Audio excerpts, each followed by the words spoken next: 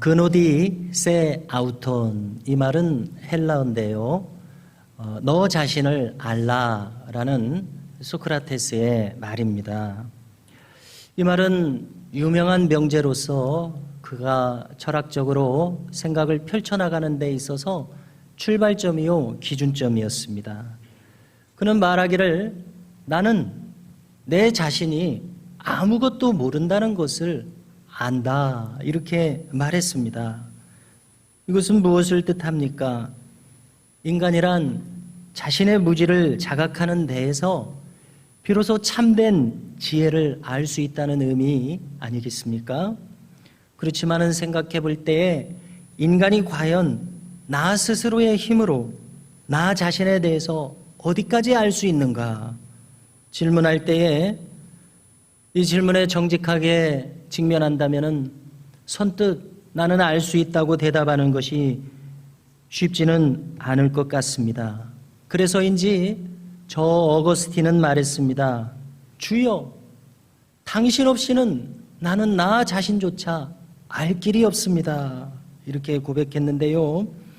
그래서 소크라테스의 저 철학적 명제를 우리도 생각을 펼쳐나가기를 시작할 때에 기독교 신앙에 입각해서 전개해 나간다면 우리는 이런 결론을 내리게 될 것입니다. 오직 하나님의 은혜 안에서만 나는 나 자신을 바르게 인식할 수 있다. 이런 결론 말입니다.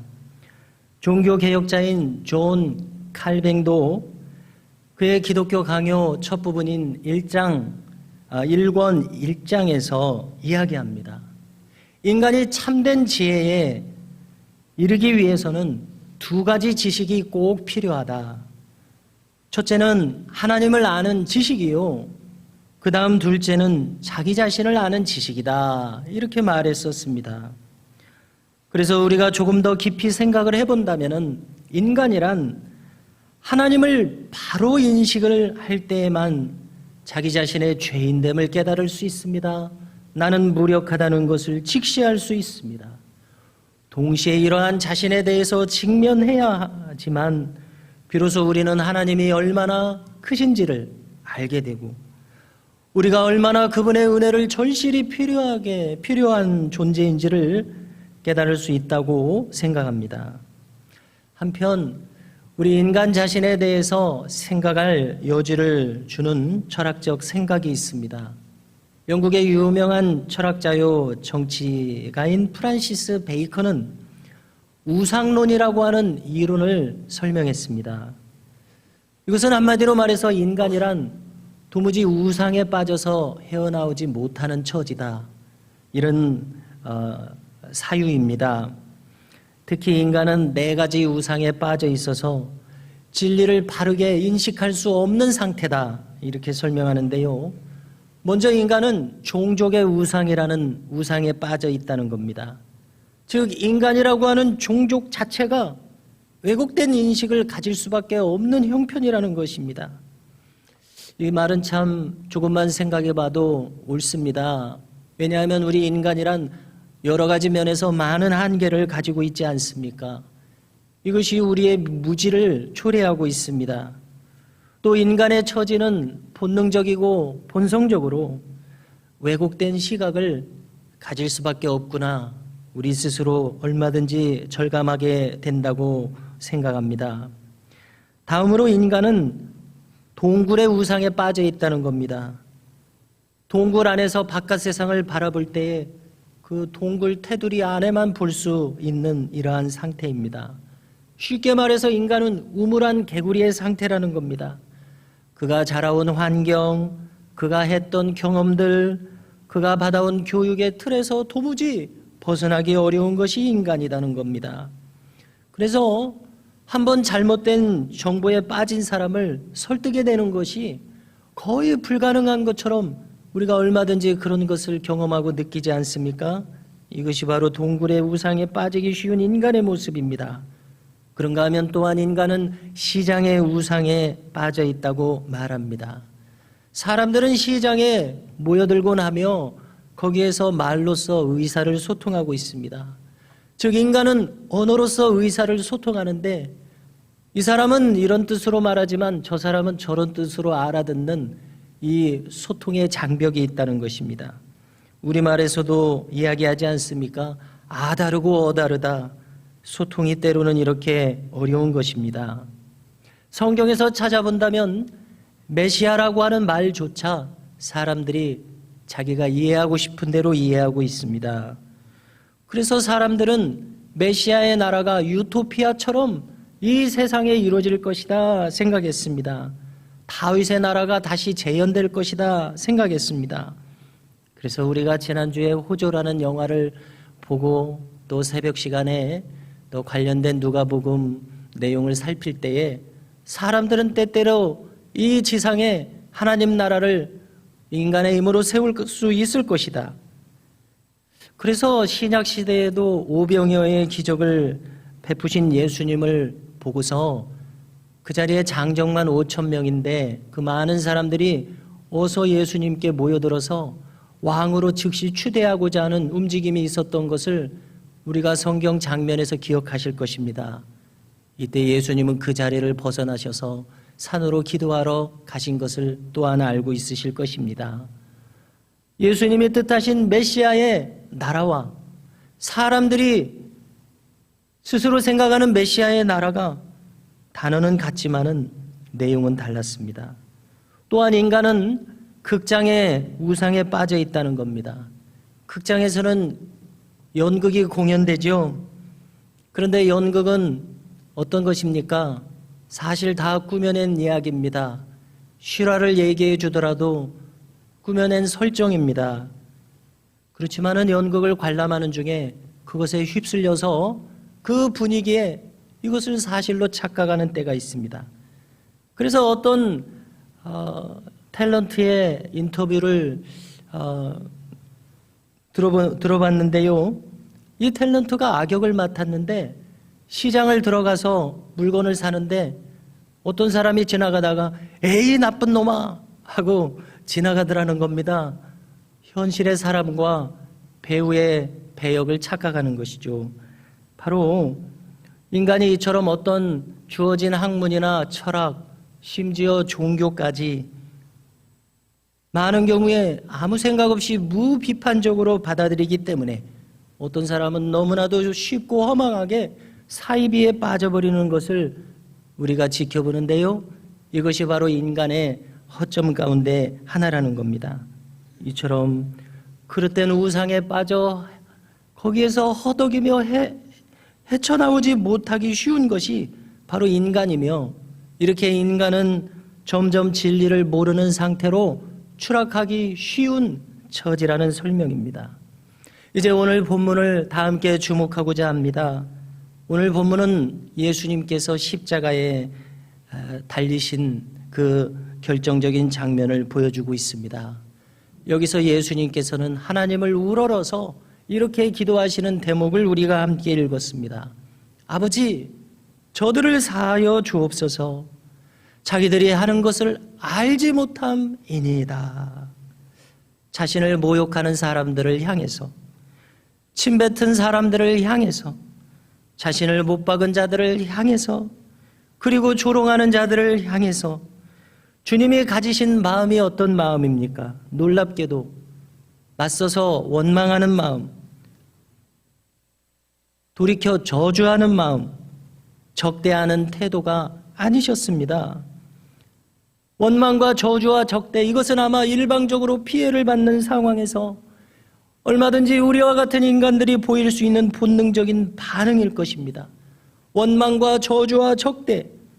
그러나 주님께서는 십자가에서 해치는 사람들을 바라보시면서 아버지, 저들이 알지 못하기 때문입니다. 우리식으로 표현하자면 측은지심을 발동하셨습니다. 불쌍히 여기는 마음이셨습니다. 저 가해자들이 악하게 구는 그것을 탓하시는 마음이 아니라 오히려 그들의 무지한 마음을 10분 알아주시는 그런 마음이셨습니다. 자, 이것이 가해하는 자가 나라고 한번 생각해 보십시오. 우리 인간 편에서 이런 우리 인간의 약함과 악함을 헤아려 주신다니 얼마나 고마운 일이겠습니까? 십자가의 깊은 은혜는 바로 이 주님의 기도에서 잘 나타나 있습니다. 아직 죄인인 인간을 위해서 생명을 내주셔서 죽기까지 희생하여 주시는 그런 마음입니다. 아직 무지한 인간에게 그 인간의 무지함까지도 품어주시고 있는 그런 은혜입니다. 그래서 바울은 말하지 않습니까? 우리가 아직 죄인 되었을 때에 그리스도께서 우리를 위하여 죽으심으로 하나님께서 우리에게 대한 자기의 사랑을 확증하셨느니라. 인간은 무지하게 죄를 짓습니다. 무지하게 회개할 줄을 모릅니다. 무지하게 오히려 나를 사랑하여 오신 예수님을 십자가에 못 박아버리는 것이 우리 인간의 무지몽매한 생각과 행동입니다. 한편 2차 세계대전을 경험한 저 독일 출신의 스위스 신학자 칼 바르트는 오늘 우리가 읽은 이 장면을 두고서 말합니다. 예수님의 이 기도는 예수님께서 메시아시라고 하는 것을 드러내어 주는 결정적인 증거다, 이렇게 말했는데요. 즉 여기 주님은 어떠한 모습이십니까? 무력하게 짝이 없는 인간과 저 하나님 아버지의 서 계신 모습입니다. 인간의 죄를 대속하여 주시는 사랑을 품으신 말씀이셨습니다. 그분 자신을 버려서 희생하시고자 하시는 메시아의 사명을 다하고자 하시는 그런 마음이셨습니다. 자, 여기서 우리는 반대로 한번 가정을 해봅니다. 예수님께서 말입니다. 우리 보통의 인간들처럼 자신을 행하는 자들을 향해서 그 즉시 저기를 보이셨다면 가정합니다. 저주의 말을 내리셨다면, 응징과 심판의 말씀을 내리셨다면 하고 가정합니다. 적대하며 노를 바라셨다고 가정을 해봅니다. 그렇다면 우리는 쉽게 느껴집니다. 만일 예수님께서 십자가에서 그렇게 하셨다면 그것은 도무지 메시아의 모습으로 우리가 받아들일 수 없는 그런 말씀 아니겠습니까? 성도 여러분, 십자가에 달리셔서 이렇게 기도하신 것은 그야말로 성경의 가장 클라이막스, 절정의 장면임을 우리는 알게 되는데요. 가만히 생각해 보면 성경 전체가 이 절정을 향해서 나아가고 있고 이런 절정의 이야기들로 가득해 있다고 말해도 과언이 아닌 것 같습니다. 몇 가지를 더듬어 보면은요, 야곱의 11째 아들 요셉을 한번 생각해 보십시오. 12형제의 부친인 야곱이 이제 연로하여 별세하게 되었을 때 요셉의 형님들이 두려워하기 시작합니다. 아버지가 돌아가셨으니 이제 저 권력에 있는 아우가 우리를 가만 놔둘 것인가? 그러나 창세기 50장 19절에서 요셉은 말합니다. 두려워 마소서, 내가 하나님을 대신하리이까. 하나님의 자리에서 심판할 수 없다는 뜻이겠지요. 당신들은 나를 헤아려 하였으나 하나님은 그것을 손으로 바꾸사 오늘과 같이 만민의 생명을 구원하게 하시려 하셨나니 라고 말하고 있습니다. 여기서 주목할 대목은 이것입니다. 하나님께서는 그것을 손으로 바꾸사, 우리가 생각하여 좀 쉽게 풀어본다면요, 형님들은 나를 노예로 파는 악을 행하셨습니다. 그런데 하나님께서는 그 무서운 사실을, 지울 수 없는 그 과거를 선으로 바꾸셨습니다. 즉 하나님은 나를 이리로 보내셨습니다.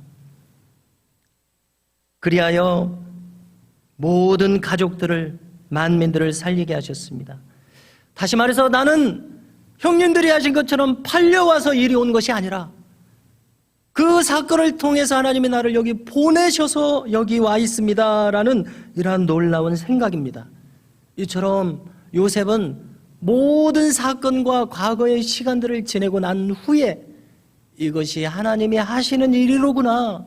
하나님의 섭리와 뜻을 깨달았던 것입니다. 그리고 놀랍게도 얼마든지 원한에 사무칠 수 있었겠습니다마는 그 하나님의 크신 뜻 안에서 형님들에 대한 그 서운함과 원한의 마음을 다 녹여서 없애버리고 말았던 그러한 말을 지금 하고 있지 않습니까? 나는 팔려온 것이 아닙니다. 나는 보내졌습니다. 여기 눈물 겹도록 그 어두운 사건을 높이 승화시키는 하나님의 은혜로서 역사한 이런 귀한 마음이 여기에서 보여지고 있습니다. 그런가 하면 아버지로서의 다윗을 한번 생각해 보게 됩니다. 저 압살롬이라고 하는 아들이 기어이 반역을 일으키지 않습니까? 아까운 아들이었습니다. 용모가 수려했습니다. 건장한 청년이었습니다. 요즘 말로 하면 왕자요. 외모며 모든 것을 가진 사람이었습니다. 그렇지만 누이에게 해를 가한 그 또 다른 왕자를 향해서 복수심에 사로잡혔습니다. 또 아버지를 향한 원망의 마음을 끝내 풀지 않았습니다. 다른 왕자를 죽이고 다른 왕자들이 모두 벌벌 떨게 한 그 압살롬, 이 압살롬을 아버지는 가까이 하시지도 않는 겁니다. 또 멀리 완전히 내치지도 않으시는 겁니다. 아버지와 아들의 관계가 어정쩡한 관계로 수년을 지나가고 있었습니다. 이런 아버지의 마음을 아들이 어찌 다 헤아릴 수 있겠습니까마는 그는 점점 원망하는 마음을 키운 나머지 아버지에게 반역하고 왕위를 찬탈하는 이런 지경에까지 이르렀습니다. 예루살렘 궁성으로 쳐들어오는 아들을 피해서 아버지 다윗은 맨발로 달아나는 선택을 합니다. 그런데 가만히 생각해 보면 왜 이렇게 합니까? 힘이 없어서가 아님을 알 수 있습니다. 왜냐하면 아직 전국에는 다윗의 신하들이 가득하며 다윗의 군사들은 아직 여전할 것입니다. 그러나 왜 달아나고 있습니까? 이렇게 그대로 아들을 직면해서는 아버지가 자식을 해치는 참상이 벌어지기 때문입니다. 무지하여 날뛰는 자식이 압살롬을 끝까지 다윗은 지키려는 마음이 계속 나타납니다. 그러나 그 군사들이 다윗의 뜻을 받들지 않고 결국 압살롬은 전사하고 말았습니다. 이 아들을 두고서 다윗은 2층으로 올라가서 내 아들 압살롬아, 내 아들 압살롬아, 내가 너를 대신하여 죽었다면 내 아들 압살롬아 통곡합니다. 이것이 아버지 다윗의 마음이었습니다. 아직 죄의 뜻을 가득 품고 버리지 않았던 이 아들을 향해서 그 죄의 뜻이 전혀 아버지에게는 문제가 되지 않았습니다. 악까지도 품는 이 아버지의 마음, 결코 다른 마음을 품을 수 없었던 아들을 향한 아버지의 품는 이 마음, 성경에서 우리가 발견하는 아버지로서의 다윗의 마음입니다. 그런가 하면 돌이켜볼 때 교회의 역사도 이러한 이야기로 가득한 것을 알 수 있습니다. 사무엘 러더푸드라고 하는 스코틀랜드의 청교도 목사님이 있었습니다. 당시 청교도는 왕정에 의해서 박해를 받고 있었습니다. 특히 이 목사님은 하나님의 주권 사상을 강조하여 왕권도 하나님의 주권 아래에 있다고 이렇게 힘주어 이야기할 때에 이러한 입장은 반역으로 간주되었습니다. 이러한 상황에서 그의 동료가 그를 배신하고 모함하기에 이르릅니다. 그는 재판정에 회부될 수밖에 없었습니다. 지금까지 남겨진 편지에서 그가 어떤 마음이었는지를 수리하고 있습니다. 나는 그가 나를 모함한 사실을 알게 되었지만은 놀라지 않았노라. 그는 다만 그가 속한 빛 가운데에서 행했을 뿐이라. 어둠 속에 있는 자가 어찌 빛 가운데 있는 자를 이해하랴. 그가 나를 해한 것이 아니라 자신의 양심을 어두운 데 있게 했을 뿐이라. 나는 그를 용서할 뿐만이 아니라 그가 다시금 빛 가운데로 나오기를 간구하노라. 이러한 마음을 표현하고 있습니다. 그런가 하면 잘 아시는 성 프란시스는 작은 형제회라는 수도회를 이끌었습니다. 그에게는 엘리야라고 하는 제자이자 동료가 있었는데, 이 제자가 점점 시간이 지나게 될 때 스승이며 동료인 프란시스를 비판하고 무리를 지어 떨어져 나갔습니다. 그 이유는 프란시스의 청빈 정신이 너무나 지나치다는 것이었습니다. 성 프란시스 대성당을 짓자고 그는 주장했지만은 성 프란시스는 그런 것은 우리에게 필요 없다, 이런 식이었습니다.